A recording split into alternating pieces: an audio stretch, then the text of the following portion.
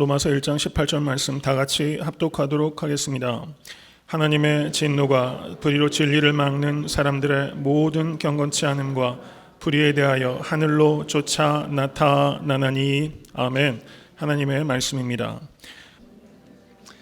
은혜 많이 받으시기 바랍니다.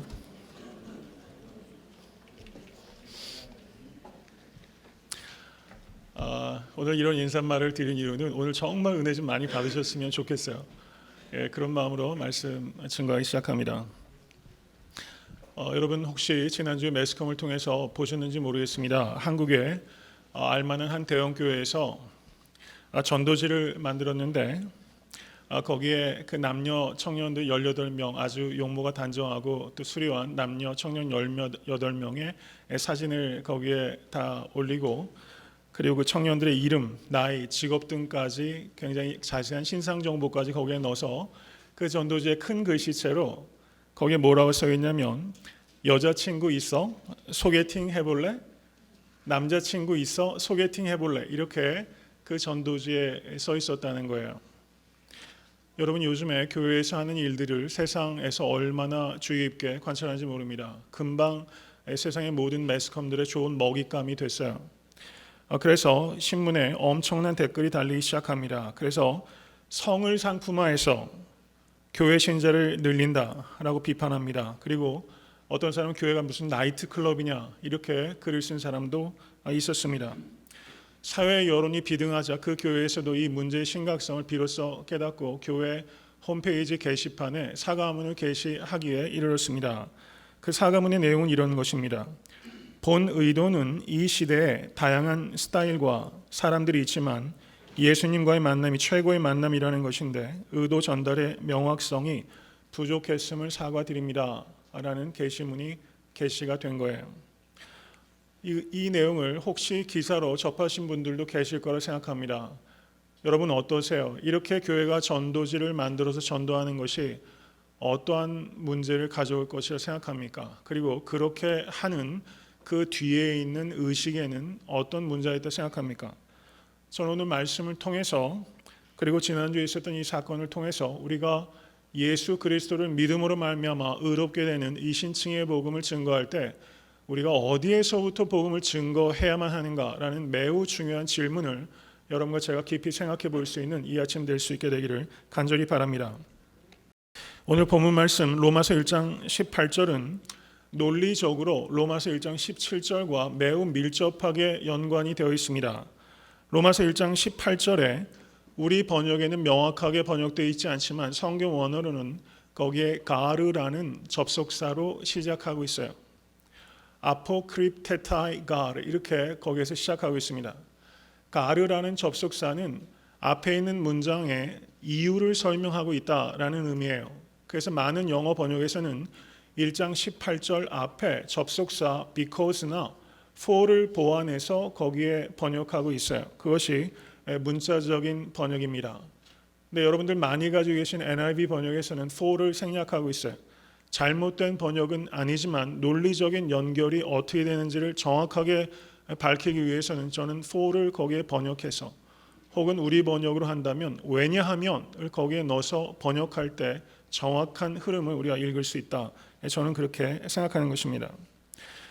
1장 17절의 말씀을 다시 한번 봉독하겠습니다.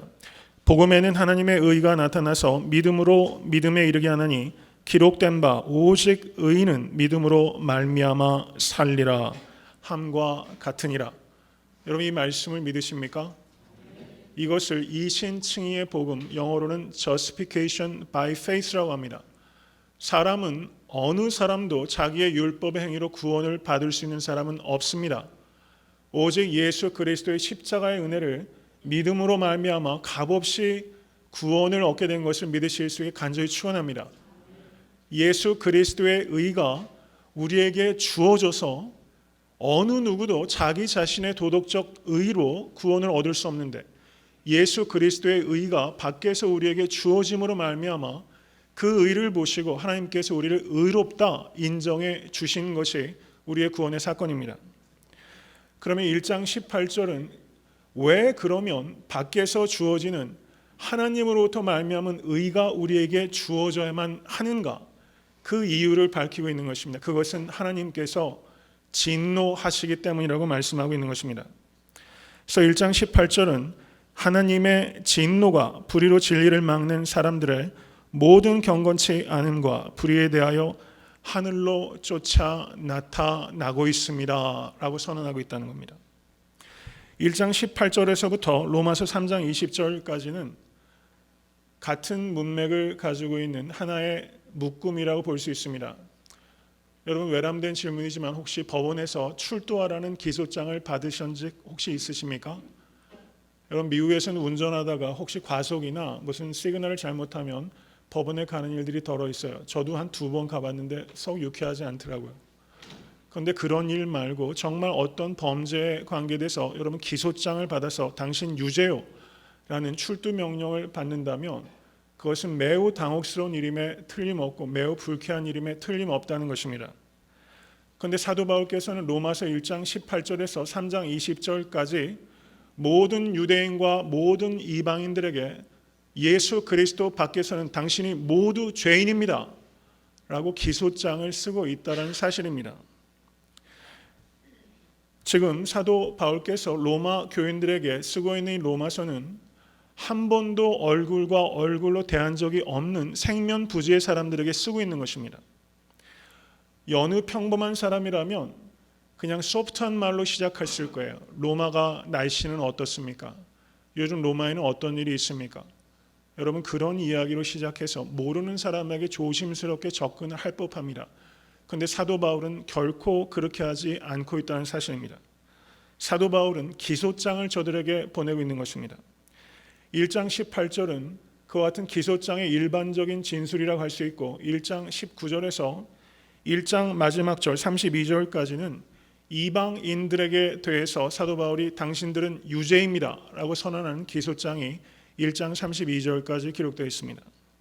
그리고 2장 1절에서 3장 19절까지는 유대인들에 대해서 예수 그리스도를 믿지 않는 당신들은 유죄입니다 라고 사도 바울이 기소하고 있는 부분이 2장 1절에서 3장 19절까지의 내용이라고 할 수 있습니다.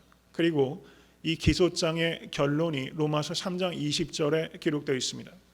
로마서 3장 20절을 우리 다 같이 봉독하도록 하겠습니다. 로마서 3장 20절 말씀 봉독합니다. 그러므로 율법의 행위로 그의 앞에 의롭다 하심을 얻을 육체가 없나니 율법으로는 죄를 깨달음이니라. 아멘. 믿으십니까? 율법의 행위로 그의 앞에 의롭다 하심을 얻을 육체가 없나니, 이방인들도 유죄요 유대인들도 유죄란 뜻은 모든 인간은 하나님의 진노 아래 있는 것입니다. 그렇기 때문에 그 진노를 벗어나기 위해서 우리에게 유일한 길이 있는데 그것은 예수 그리스도를 믿음으로 말미암아 거저 주시는 의, 그 의가 아니고서는 어느 누구도 하나님 앞에 설 수 없는 것입니다. 이렇게 말씀하고 있다는 것입니다.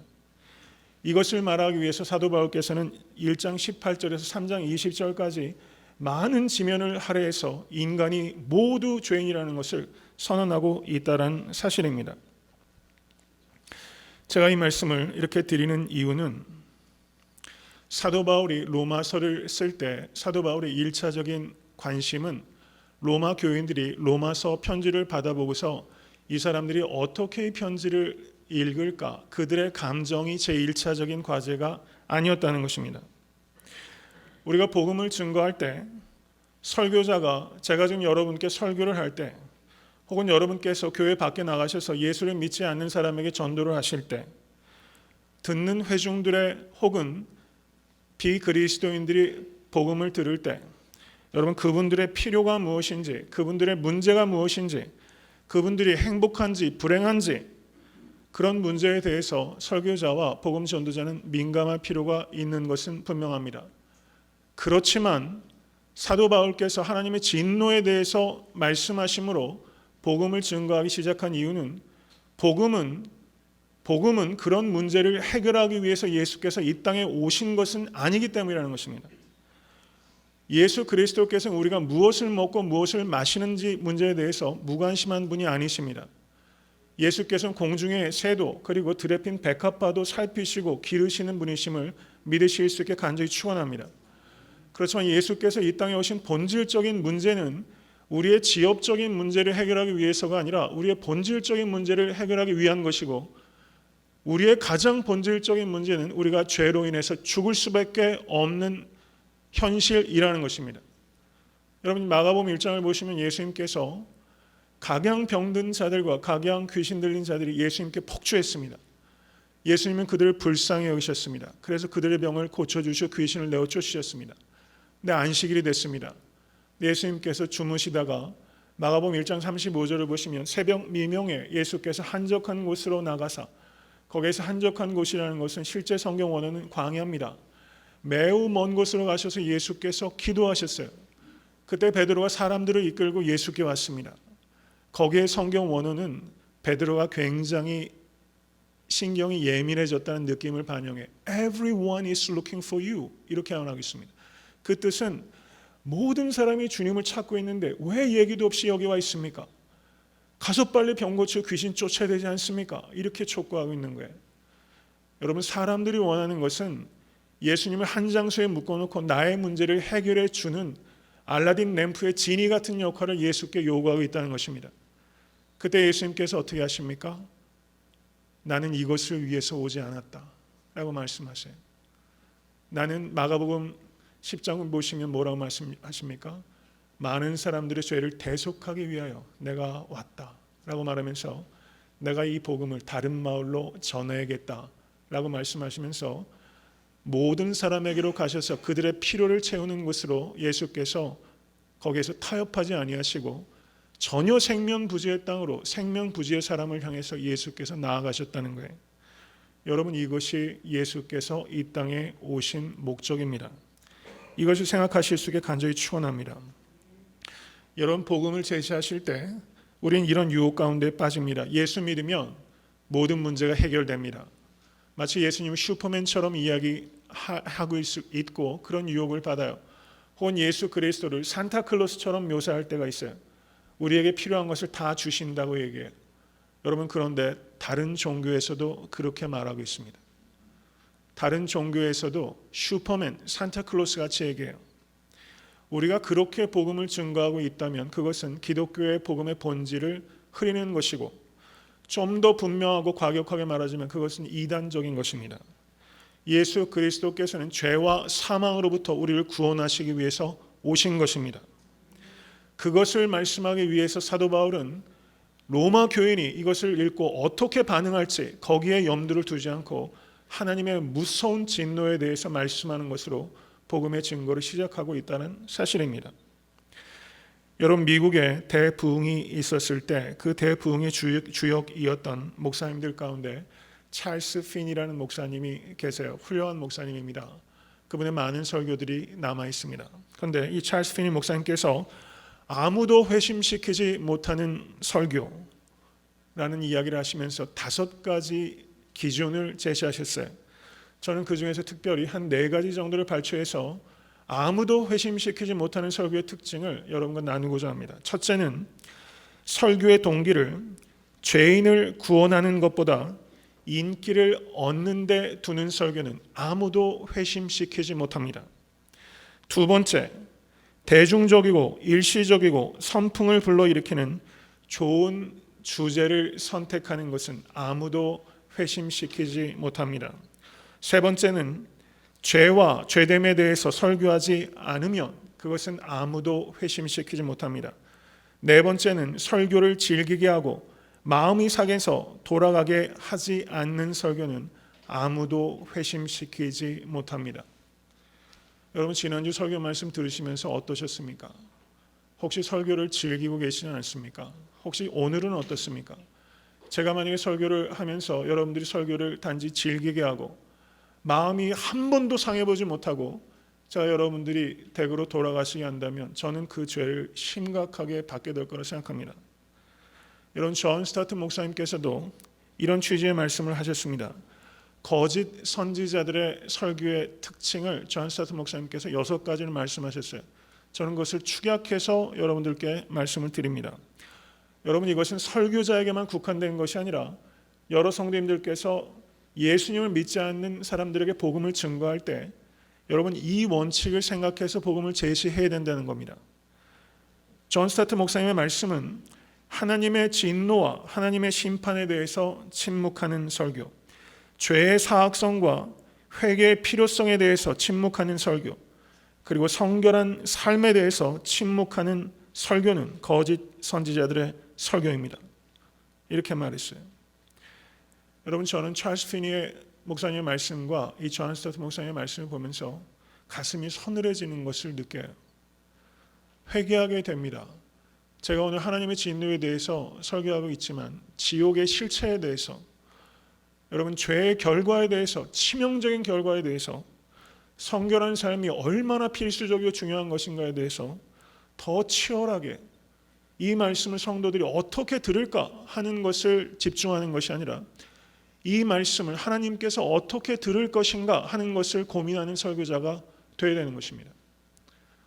여러분, 저는 정말 그런 설교자가 되어야 되는 것입니다. 제가 드린 이 설교를 여러분께서 어떻게 들을 것일까? 이것에 고민하는 사람이 아니라 제가 드리는 설교를 하나님께서 어떻게 평가하실까? 여러분, 그것을 고민하는 목사가 되어야 됩니다. 비록 그것이 많은 성도들이 받아들이기 싫어하고 교회의 숫자가 줄어든다 할지라도 여러분, 사람의 귀를 즐겁게 하는 설교가 아니라 여러분 하나님의 진노와 하나님의 사랑을 공의 균형 있게 설교하는 그런 복음적이고 성경적인 강단이 되기 위해서 씨름해야 되는 것입니다. 여러분, 이것은 여러분의 씨름이기도 합니다. 나가서 복음을 증거할 때 지금 드린 말씀을 깊이 생각하시고 균형 잡히고 성경적인 능력 있는 복음 전도자 되실 수 있게 주님을 간절히 축원합니다. 하나님의 진노, 여러분 하나님의 진노라는 말 자체가 생소하신 분도 계실 거예요. 여러분 C.H. 다드라는 아주 저명한 신약학자가 있어요. 캠브리지에서 오랫동안 가르쳤던 세계적인 석학입니다. 근데 C.H. 다드와 그리고 그를 따르는 일련의 학자들 그리고 많은 현대 신학자들 가운데 하나님의 진노는 하나님의 성품이 아닙니다 라고 말하는 사람이 있어요. 하나님의 진노는 하나님의 성품이 아닙니다. 하나님은 사랑이십니다. 진노의 하나님은 성경적인 하나님이 아닙니다 라고 호도하는 사람들이 있습니다. 그리고 그 사람들이 내세우는 논리적인 근거가 하나님의 진노라는 표현이 성경에 매우 희박하게 나타난다라는 거예요. 성경에 3번 나타납니다. 신약 성경에. 하나님의 진노란 프레이즈 자체는요, The wrath of God, 하나님의 진노. 이걸 성경 원어로 호르게 투 세우 혹은 호르게 세우 혹은 해 호르게 투 세우 이렇게 번역합니다. 해와 호는 정관사입니다. 그러니까 호르게 세우, 하나님의 진노. 이런 표현은 신약 성경엔 3에 나타나요. 그렇지만 이것은 철저한 거짓말입니다. 하나님의 진노란 표현 자체는 드물지만 진노라는 말씀과 하나님께서 진노하시고 반드시 죄를 멸망시키다는 내용은 신약 성경 전체를 관통하는 주제라는 거예요. 여러분, 성경의 은혜, 우리 교회 찬양대가 그 카리스 찬양대입니다. 카리스가 그리스어로 grace라는 뜻이에요. 카리스. 하나님의 은혜, 카리스 투 세우, 이런 용어 자체는 성경에 많지 않아요. 그렇지만 카리스라는 단어는 무수하게 많은 거예요. 그러니까 이런 학자들의 이야기는 이것은 부분적인 걸 가지고 확대해서 비약하는 왜곡입니다. 철저한 거짓말입니다. 여러분, 신학자가 말한다고 다 참이 아니고 목회자가 말한다고 다 성경적인 게 아니에요. 여러분, 구약 성경을 보시면 약 600회 정도 하나님의 진노에 대해서 말씀하고 있습니다. 구약 성경을 보십시오. 하나님께서 죄를 얼마나 혐오하십니까? 사사기와 열왕기 상하의 내용을 보십시오. 이스라엘 백성들이 신앙적으로 혼돈하고 윤리적으로 혼돈했을 때 그 결과는 하나님의 심판이었어요. 그 결과적으로 그 나라들이 다 없어지고 어떻게 됩니까? 예루살렘 성전과 성벽까지도 허물어졌어요. 그리고 하나님께서 예수 그리스도를 이 땅에 보내시고 뉴 템플, 새로운 성전인 예수 그리스도의 부활하신 몸 위에 하나님께서 새 예루살렘 성전을 지으신 것입니다. 예수님께서 요한복음 3장 36절을 보시면 이렇게 말씀합니다. 아들을 믿는 자는 영생이 있고 아들을 순종치 아니하는 자는 영생을 보지 못하고 도리어 하나님의 진노가 그 위에 머물러 있느니라. 믿으십니까? 여러분, 이 말씀에 아멘 할 수 있어야 돼요. 누가복음 12장 4절과 5절 말씀은 여러분들께서 잘 아시는 말씀입니다. 같이 한번 봉독하겠습니다. 내가 내 친구 너희에게 말하노니 몸을 죽이고 그 후에는 능히 더 못하는 자들을 두려워하지 말라. 마땅히 두려워할 자를 내가 너희에게 보이리니 곧 죽인 후에 또한 지옥에 던져넣는 권세 있는 그를 두려워하라. 지옥에 던져넣는 하나님을 두려워하라 라고 말씀하고 있어요. 여러분 이 말씀에 아멘 하실 수 있게 되기를 바랍니다. 하나님은 진노의 하나님이십니다. 요한복음 3장 16절 말씀 우리 다 같이 한번 봉독하겠습니다.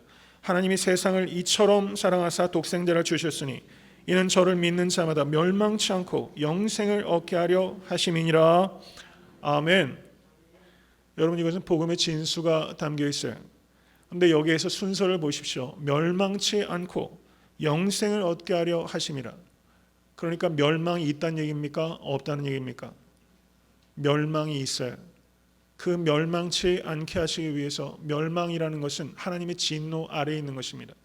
멸망치 않게 하기 위해서 예수 그리스도께서 십자가에 달리신 것입니다.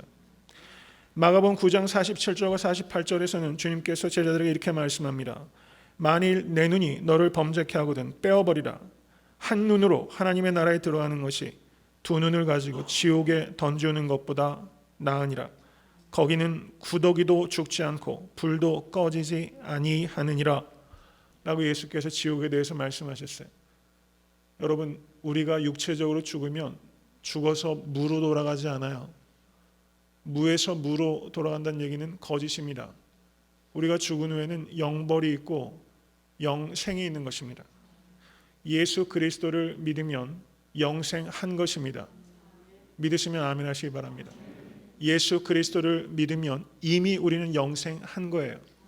우리는 영생을 누리기 시작한 것입니다. 그리고 우리가 죽어서 그 영생을 fully 누리기 시작하는 거예요.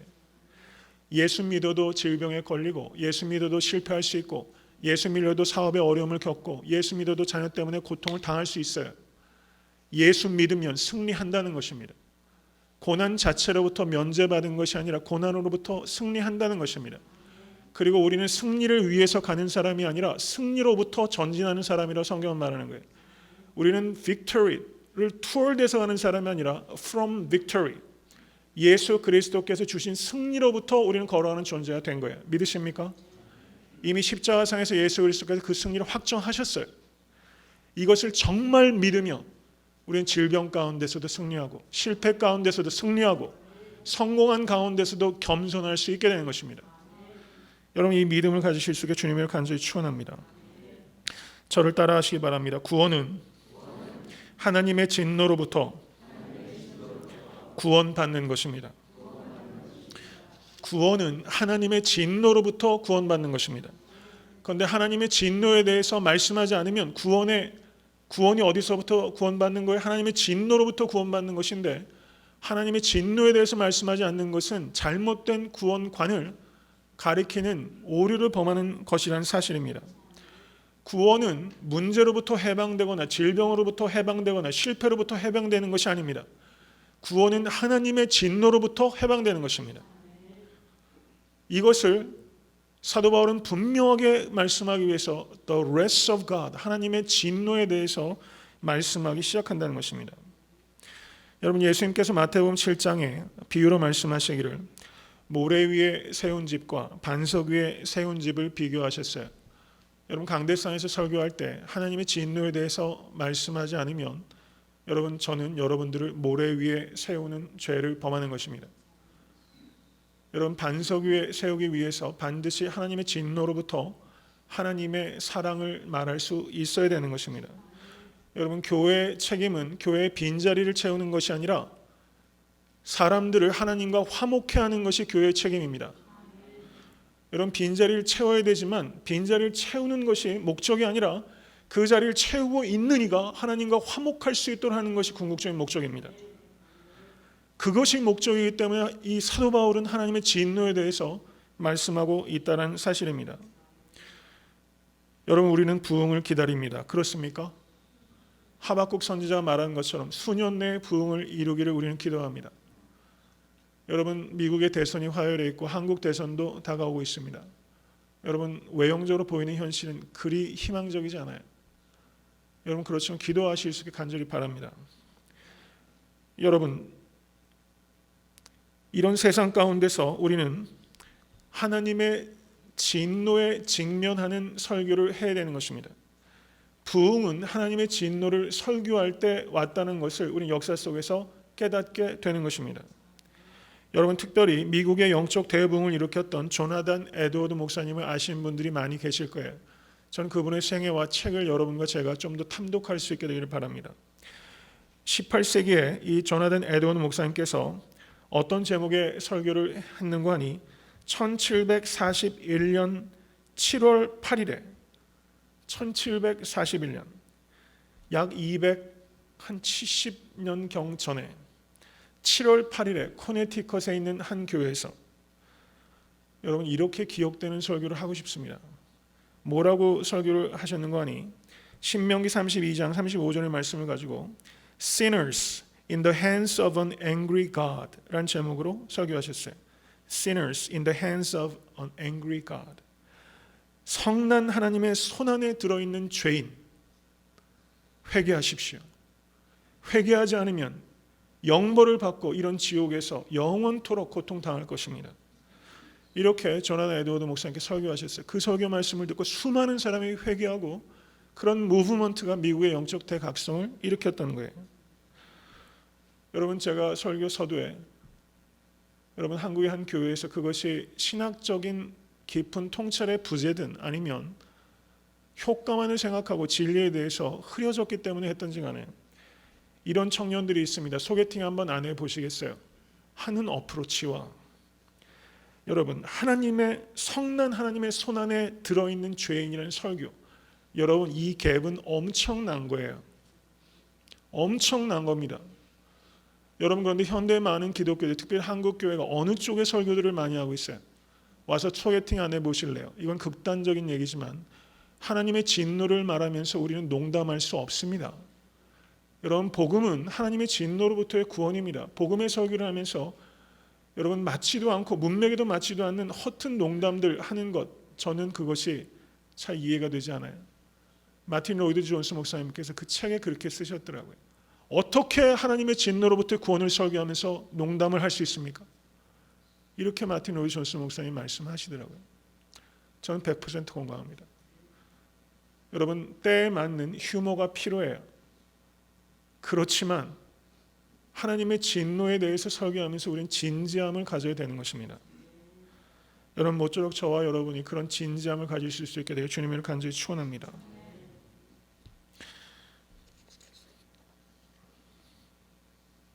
오늘 본문을 보시면 하나님의 진노가 무엇인가를 우리는 생각해야 되는 것입니다. 하나님의 진노는 죄에 대한 거룩한 하나님의 혐오라고 할 수 있습니다. 죄에 대한 거룩한 하나님의 혐오. 하나님은 죄에 대해서 구토를 하시는 분입니다. 하나님은 죄를 보실 때 결코 중립적이지 않으신 분입니다. 하나님의 진노는 하나님의 거룩함의 다른 단면입니다. C.H. 다드 같은 사람이 하나님의 진노를 부인한다면 그것은 하나님의 거룩하심을 부인하는 것이 되는 것입니다. 이것은 불경한 것입니다. 하나님께서는 거룩하시기 때문에 죄에 대해서 진노하시고 죄에 대해서 심판하십니다. 그렇기 때문에 우리가 믿을 수 있는 것입니다. 여러분, 예수님을 주와 그리스도로 믿으십니까? 우리의 의는, 내가 입는 의는 더러운 옷과 같은 것입니다. 그런데 예수 그리스도를 믿으면 예수 그리스도의 옷을 입는 것입니다. 여러분, 우리는 완전한 의를 향해서 걸어가는 것이지 완전한 의를 획득할 수 없습니다. 하나님께서는 그것을 기뻐하십니다. 여러분, 모쪼록 예수 그리스도의 은혜 안에서 거룩한 삶을 살기 위한 여러분 아름다운 열심이 여러분과 저에게 있을 수 있게 되어 주님을 간절히 축원합니다. 로마서 1장 17절을 보시면 다시 한번 봅니다. 복음에는 하나님의 의가 나타나서라는 동사가 사용되고 있어요. 복음에는 하나님의 의가 나타났습니다. 1장 18절 보십시오. 하나님의 진노가 나타나나니 1장 18절 제일 뒤에도 그렇게 말하고 있어요. 아포칼립토라는 단어가 사용되고 있어요. 영어의 아포칼립스라는 단어가 거기에서 온 겁니다. 아포칼립토, 그 단어가 여기에서 3인칭 단수 현재 시제로 하나님의 의가 나타나고 있습니다. 하나님의 진노가 나타나고 있습니다. 이렇게 사도 바울은 이 하나님의 의와 하나님의 진노가 복음의 공이 나타나고 있습니다 라는 것을 선언하고 있어요. 여러분, 복음에는 이 두 가지가 있다는 뜻입니다. 하나님의 의와 하나님의 진노가 예수 그리스도의 십자가 위에 있습니다. 하나님의 의를 우리가 다르게 어떻게 볼 수 있냐면, 경청하십시오. 여기서 the righteousness of God, 이것은 하나님께서 우리를 인정해 주시는 의예요. 왜 우리를 의롭다 인정해 주세요? 예수 그리스도께서 자신의 피를 쏟으심으로 대속해 주셨기 때문이에요. 그러므로 하나님의 의는 하나님의 사랑의 결과입니다.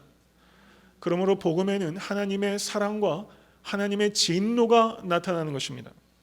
믿으십니까? 여러분, 십자가를 한번 바라보시기 바랍니다. 십자가를 한번 바라보세요.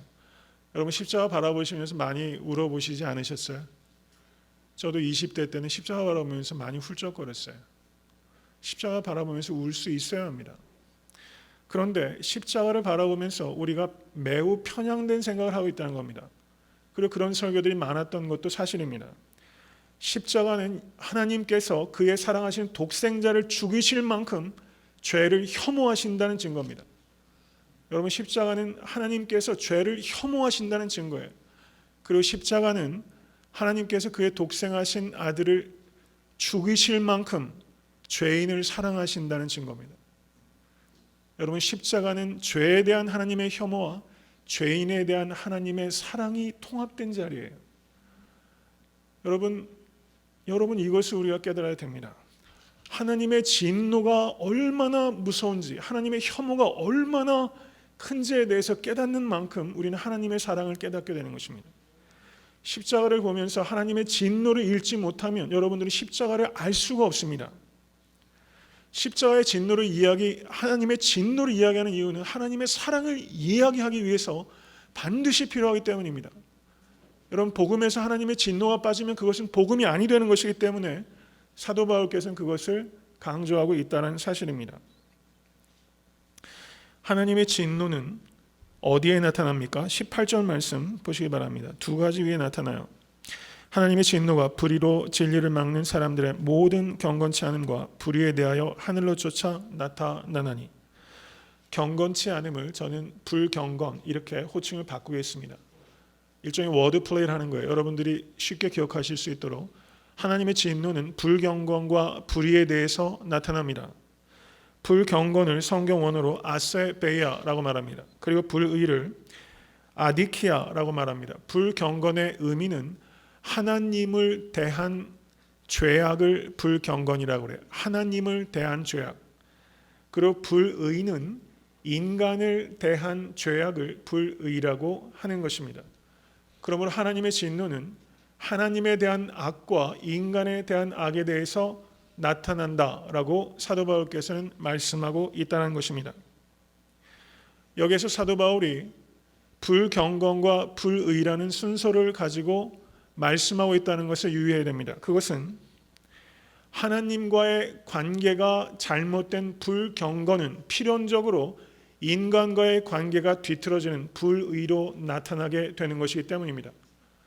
여러분, 불경건하면 반드시 불의한 삶을 살아갈 수밖에 없다고 성경은 말씀하고 있다는 사실입니다.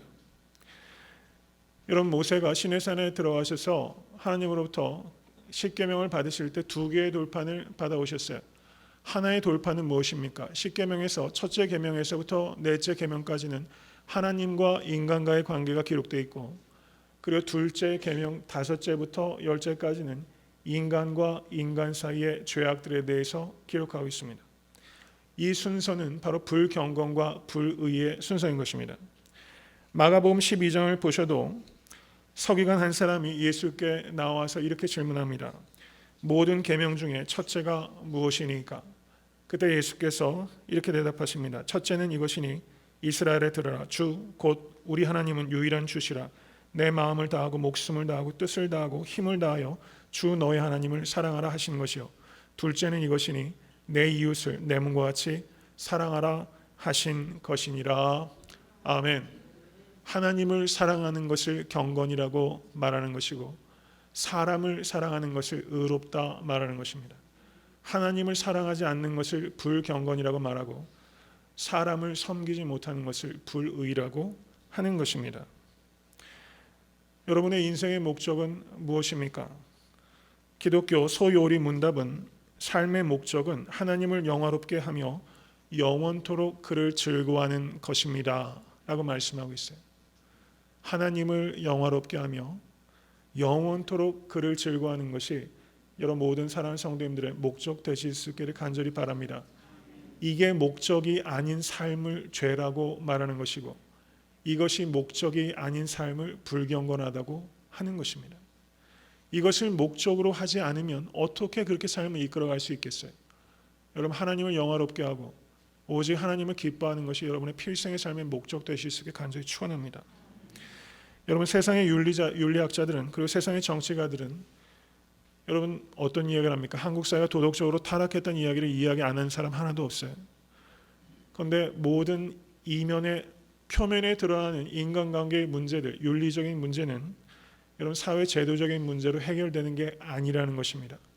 어떨 때 불의가 해결됩니까? 하나님과 바른 관계를 맺을 때 인간은 불의하지 않은 길을 갈 수가 있어요. 여러분 기독교 교육의 목적은 신사를 만드는 것이 아닙니다. 여러분 교회는 신사도를 가리키는 게 아니에요. 여러분 교회는 신사가 아니라 제자를 양육하는 것이고 교회는 신사도를 가리키는 것이 아니라 제자도를 가리키는 것입니다. 여러분 영국의 신사의 나라라고 해요. 신사의 나라입니까? 여러분 신사도 제가 드리는 말씀은 사람과 사람 사이에 열매 맺는 결실은 내 의지나 내 도덕성이나 내 교양 가지고 되지 않아요. 여러분 끝까지 걸어갈 수 있는 사람이 얼마나 돼요? 부부간에도 끝까지 걸어가십니까? 걸어갈 땐 어떻게 가는 겁니까? 예수 그리스도 안에 있을 때 걸어가지는 거예요. 사람과 동행에 성공하기 위해서는 하나님과 동행해야 되는 것입니다. 하나님과의 관계 속에서 경건한 사람만이 사람과의 관계 속에서 성공할 수 있는 거예요. 만약에 여러분들께서 사람들 사이의 관계 속에서 여러분 삐걱거릴 수 있어요. 그런데 그것이 지속적이고 의도적으로 사람들과의 관계 속에서 문제를 발생하고 있으면 그것은 여러분과 하나님이 절대 바른 관계에 있지 않다는 명확한 증거입니다. 여러분 성령 충만은 반드시 사람들과의 관계 속에서 관계 충만으로 나타나는 거예요. 여러분 저 역시도 사람들과의 관계 속에서 문제를 만들어 오면서 살아갑니다. 앞으로도 그런 일들이 있을 거예요. 근데 그것을 고착화시키고 의도적으로 하고 지속적으로 하는 것은 명확한 죄라는 거예요. 그럴 수 없습니다. 성경은 분명하게 우리에게 그것을 말씀하고 있는 거예요. 이제 한 가지만 말씀을 드리고 오늘 설교를 맺습니다. 하나님의 진노가 어떻게 나타나는가? 하나님의 진노는 궁극적으로 나타납니다. 여러분 이 세상에는 종말이 있는 것을 믿으실 수 있기를 간절히 바랍니다. 말씀대로 예수 그리스도께서 오셔서 모든 죄와 악을 이 땅에서 멸하실 날이 오실 것입니다. 정말 예수님을 주와 그리스도로 믿는 자는 세상의 종말의 시간을 기피하지 않고 기다립니다. 여러분 종말을 두려워하지 말고 기다리십시오. 여러분 나의 개인의 삶의 종말은 죽음입니다. 믿음이 없는 사람은 죽음을 기피하지만 믿음이 있는 사람은 죽음을 기다립니다. 왜 그렇습니까? 우리는 죽는 순간 죄의 유혹으로부터도 자유하게 되기 때문입니다. 그래서 사도 바울은 죽는 것이 나에게 더 좋다라고 말할 정도였어요. 오호라 나는 곤고한 자로다. 사도 바울이 로마서 7장에서 곤고함을 호소하지 않습니까? 그런 성자도 죄의 유혹으로부터 자유하지 않아요. 근데 죽는 순간은 거기에서부터도 놓여서 영혼의 성화를 이룹니다. 그래서 참된 그리스도인은 죽음을 기다려요. 여러분 너무 이상적인 이야기입니까? 저는 우리 교회 성도들이 다 죽음을 기다리는 성도 될 수 있었으면 좋겠어요. 죽는 게 문제가 아니라 우리가 소명을 다하지 못하는 게 문제예요. 소명만 다하면 여러분 하나님 곁으로 가는 것을 우리는 기다리는 것입니다. 하나님의 진노가 어떻게 나타나는가? 로마서 1장 24절 말씀을 보시기 바랍니다. 로마서 1장 24절 다 같이 봉독하겠습니다. 그러므로 하나님께서 저희를 마음의 정욕대로 더러움에 내어버려 두사 저희 몸을 서로 욕되게 하셨으니 1장 26절을 같이 한번 읽겠습니다. 이를 인하여 하나님께서 저희를 부끄러운 욕심에 내어 버려 두셨으니 곧 저희 여인들도 순리대로 쓸 것을 받고 영리로 쓰며 1장 28절 다 같이 읽습니다. 또한 저희가 마음에 하나님 두기를 싫어하며 하나님께서 저희를 그 상실한 마음대로 묶어 버려두사 합당치 못한 일을 하게 하셨으니 하나님께서 현세적으로 진노를 나타내실 때 그 방식이 뭐라는 거예요? 하나님께서 내버려 두신다는 겁니다. 여러분 세상 보시면서 많은 그리스도인들이 그런 이야기를 해요. 하나님 왜 의로운 자는 고통을 당하고 악한 자는 저렇게 형통합니까? 성경에 그것을 질문하는 사람들이 많이 있어요. 욥도 그것을 질문했었어요. 여러분 욥기를 읽어보시면 세상은 여러분 이렇게 딱딱딱딱 사각형을 만들듯이 세상이 이렇게 깔끔하게 정리가 안 돼요. 여러분 그렇게 정리할 수 있다고 말하는 것은 오히려 성숙하지 못하고 무례한 것입니다. 예수 믿어도 탁탁 각이 잡혀서 정리 잘 되지 않아요. 우린 정리가 되기 때문에 예수를 믿는 게 아니라 예수께서 십자가를 지셨기 때문에 예수를 믿는 것입니다. 하나님의 진노는 내버려 두는 것으로 나타난다라는 사실입니다. 존 시슬러라는 학자는 이런 말을 했어요. 하나님의 진노는 간섭하심으로 작용하는 것이 아니라 그분이 간섭하지 아니하심으로 곧 사람들이 제멋대로 하도록 놓아두심으로 작용하는 것입니다. 이렇게 말했어요.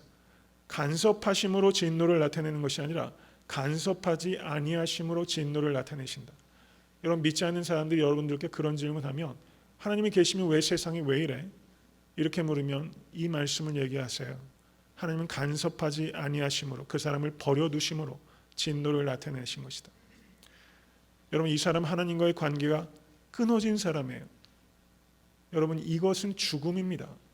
영적인 죽음이에요. 이게 하나님의 진노로 나타나고 있다. 이렇게 성경은 말씀하고 있다는 사실입니다. 말씀을 맺습니다. 하나님과 친밀한 관계를 발전시켜 나가시는 경건에 힘쓰실 수 있기를 간절히 바랍니다. 그리고 성령 안에서 율법을 사랑하시고 율법의 요구를 성취하시는 사랑하는 모든 성도님 되실 수 있기를 주님의 이름으로 간절히 축원합니다.